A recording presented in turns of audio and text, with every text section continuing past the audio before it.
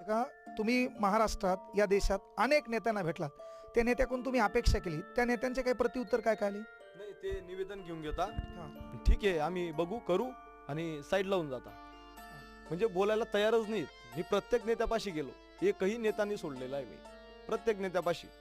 आज मला कम से कम तुम्ही देवाच्या रूपने का भेटे ना सर, देवाच्या रूपने भेटले जे तुम्ही मला, कोणी काही म्हणेल, मला कम से कम तुम्ही पहिले एक व्हिडिओ टाकला त्याच्यामुळं लोकांना कळालं की सत्यता काय होते व, आणि तुम्ही परत आता बोलवलं, आता तुम्ही आता परत बोलव म्हणजे एक देवाच्या रूपाने तुम्ही भेटलेले आहेत मला सर. नाही ही सत्यता आहे सर, कारण की कोणीही मदत करायला तयार नाही, मीडियावाले दाखवत नाही, नॅशनल मीडियावाले बिलकुल खामोश झालेले आहेत, बोलायलाच तयार नाही. आम्ही काय मागतोय, मी काय त्यांच्या दोन बिल्डिंग जायदाद नाही मागत, ते जवानांचं शोषण थांबवतोय मी. 5 मागण्या ठेवल्या आहेत, त्या मागण्या का मी पर्सनली मागतोय का मला बिल्डिंग द्या, जायदाद द्या. आता 12 लाखाचं कर्ज आहे, मी देशात कुठंच नोकरी करू शकत नाही, कंपनीत जरी गेलं एक व्हेरिफिकेशन चाललं दिलं, सेवेतून काढलेलं आहे, एक कागदपत्री फिरू थकलोय.